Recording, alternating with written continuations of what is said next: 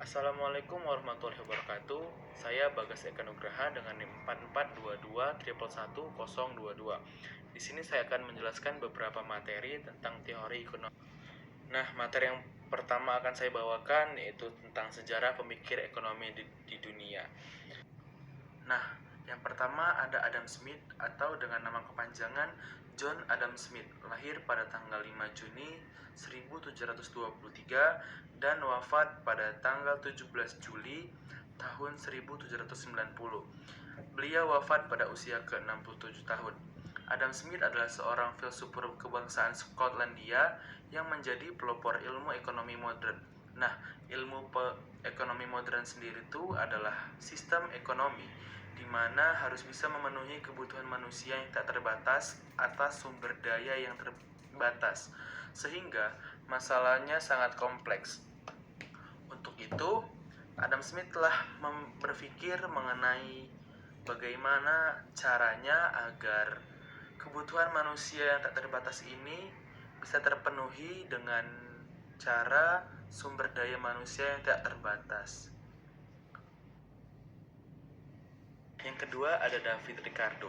David Ricardo lahir pada tanggal 18 April tahun 1772 dan wafat pada tanggal 11 September tahun 1823. Beliau wafat pada usia 51 tahun. David Ricardo adalah seorang pakar ekonomi politik Inggris. Ia merupakan salah seorang pemikir ekonomi klasik.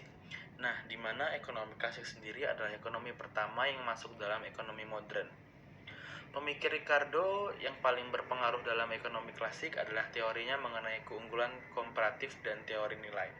Keunggulan komparatif sendiri adalah keunggulan yang muncul karena menghasilkan suatu barang jasa dengan biaya peluang yang lebih rendah. Teori keunggulan komparatif Ricardo telah menjadi dasar kegiatan ekonomi perdagangan antar negara. Yang ketiga ada Thomas Robert Malthus.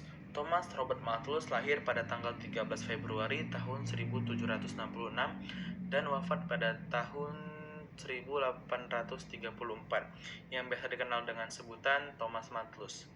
Adalah seorang pakar demografi Inggris dan ekonom politik yang paling terkenal karena perdagangan pesimatik. Jadi perdagangan pesimatik adalah dia berpikir negatif tentang adanya perdagangan tersebut. Tapi atas pemikiran negatif dia itu sangat berpengaruh. Yang keempat ada John Stuart Mill.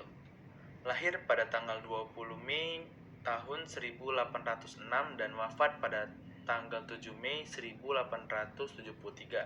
Juga dikenal dengan sebutan J.S. Mill. Adalah seorang filsuf Inggris, ekonomi politik, anggota parlemen, dan pegawai negeri. Nah, jadi John Stuart Mill ini adalah orang hebat. Ia adalah salah satu pemikir paling berpengaruh dalam sejarah liberalis klasik. Nah, jadi liberalisme klasik ini adalah ideologi politik cabang liberalisme yang mendukung kebebasan sipil dan kebebasan politik dengan pemerintahan demokrasi, perkawinan berdasarkan aturan hukum, dan mengutamakan kebebasan ekonomi. Ia berkontribusi secara luas pada teori sosial, politik, dan ekonomi politik. Mill adalah filsuf pendukung ultranisme tentang mengenai sebuah. Yang kelima ada Karl Marx. Teori-teori Marx tentang masyarakat, ekonomi, dan politik yang secara kolektif dimengerti sebagai Marxisme. Seperti sistem sosioekonomi sebelumnya, kapitalisme memproduksi ketegangan internal yang akan berujung pada penghancuran diri dan digantikan oleh sistem baru, yaitu sosialisme. Bagi Marx, antagonisme di kelas di kapitalisme yang merupakan bagian dari ketidakstabilan dan alam kecenderungan. Nah, yang keenam ada Thorstein Veblen. Thorstein Bundel Veblen lahir pada tanggal 30 Juli 1857 dan meninggal pada tanggal 3 Agustus 1929. Beliau adalah seorang ahli ekonomi dan sosiologi kebangsaan Amerika dan pemimpin pergerak ekonomi institusional. Jadi ekonomi institusional itu adalah mazhab pemikiran dalam ilmu ekonomi bahwa perilaku ekonomi sangat dipengaruhi oleh institusi tertentu. Veblen terkenal perspektif teori evolusi Darwin dengan teori terbarunya pendekatan institusional dalam menganalisis ekonomi. Dia menggabungkan sosiologi dengan ilmu ekonomi dalam karyanya The Theory of the Working Class pada tahun 1899, di mana dia berargumentasi bahwa terdapat pemisahan antara mereka yang mendapatkan keinginannya dengan jalan eksploitasi dan mereka yang melakukan. Nah, yang ketujuh adalah Marxisme.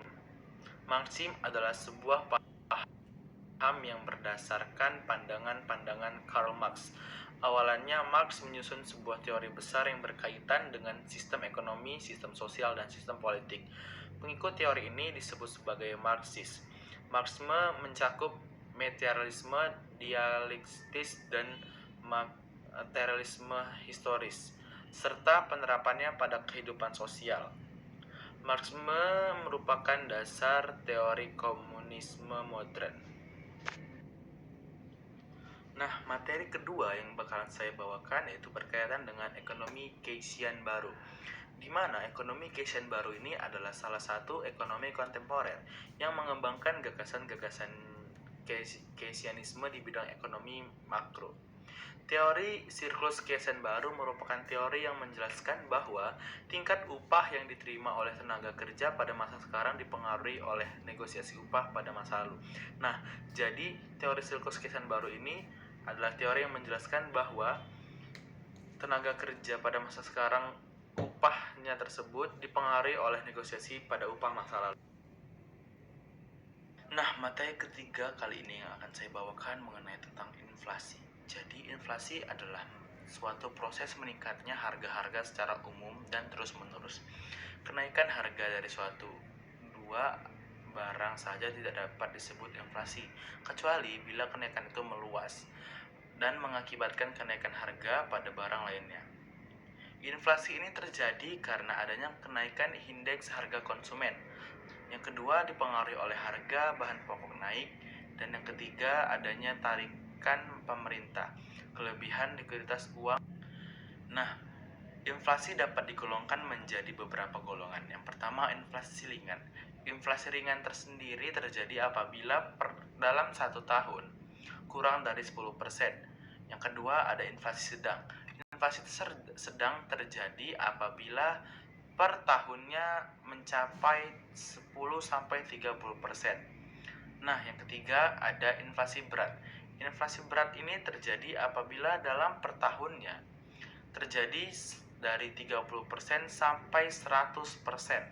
Nah, yang berikutnya ada hiperinflasi. Terjadi per tahunnya sampai lebih dari 100%. Nah, selanjutnya ada dampak positif dan dampak negatif dari inflasi.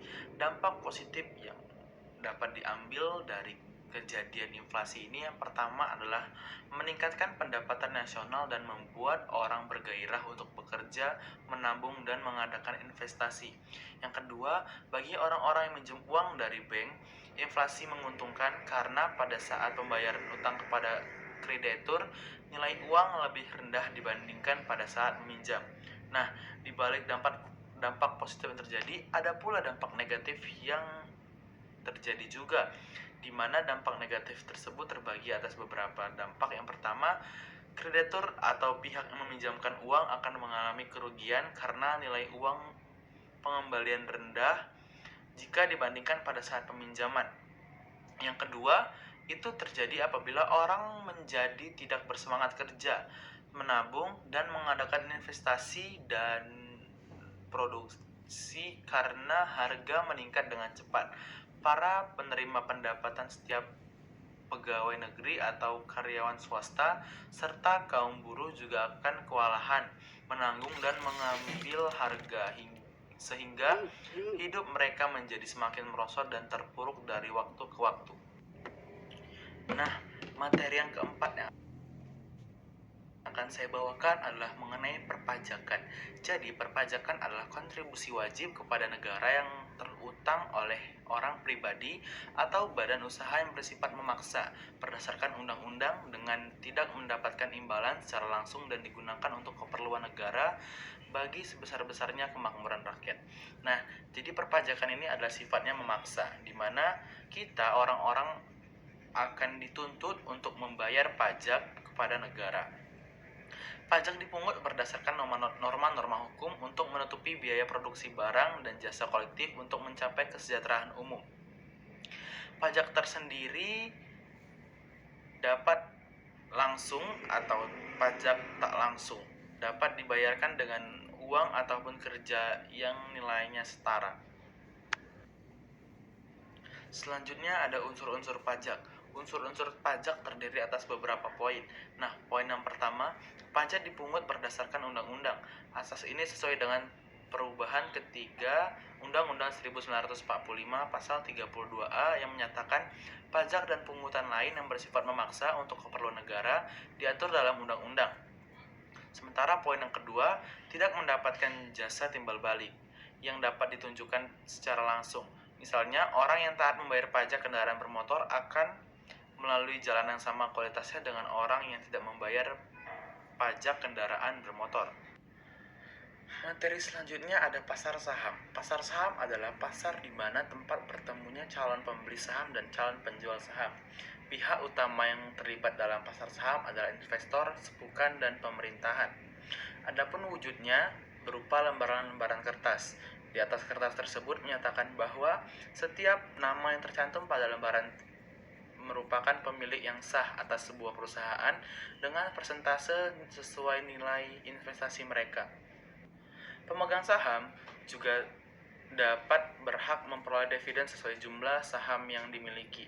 Dividen sendiri itu adalah keuntungan per lembar saham bagi investor.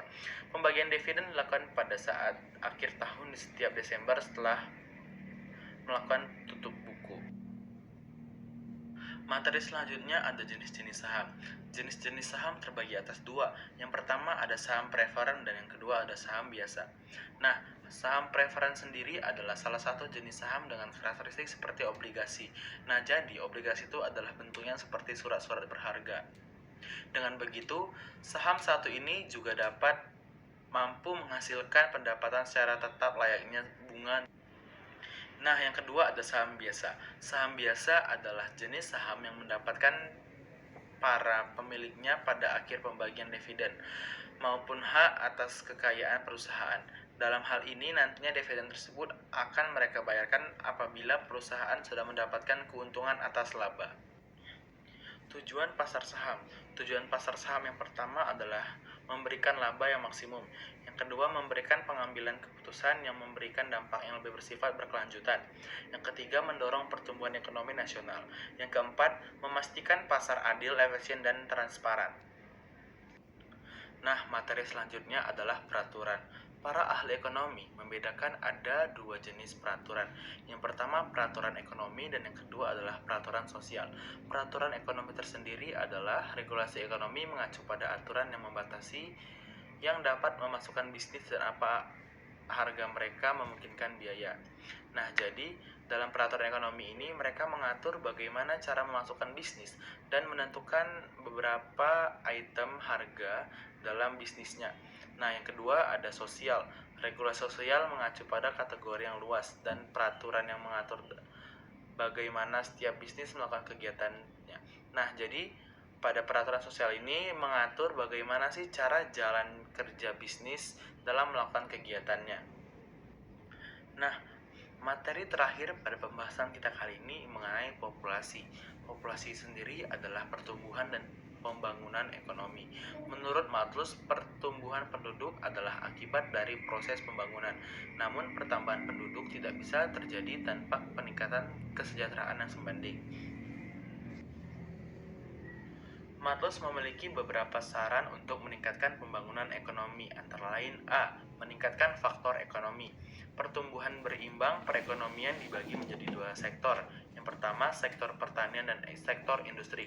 Kemajuan teknologi pada kedua sektor yang membawa pada pembangunan ekonomi. Yang kedua, meningkatkan permintaan efektif. Langkah-langkah untuk meningkatkan permintaan yang efektif, yang pertama ada pendistribusian kepemilikan tanah secara adil. Yang kedua, memperluas perdagangan internal dan eksternal. Yang ketiga, peningkatan konsumsi tidak produktif. Yang keempat, peningkatan kesempatan kerja melalui rencana pekerjaan umum. B. Meningkatkan faktor non-ekonomi seperti pendidikan, standar moral, dan kebiasaan bekerja keras, administrasi yang baik, dan hukum yang efisien. Sekian materi dari saya. Saya Bagas Eka Nugraha mengucapkan terima kasih. Wassalamualaikum warahmatullahi wabarakatuh.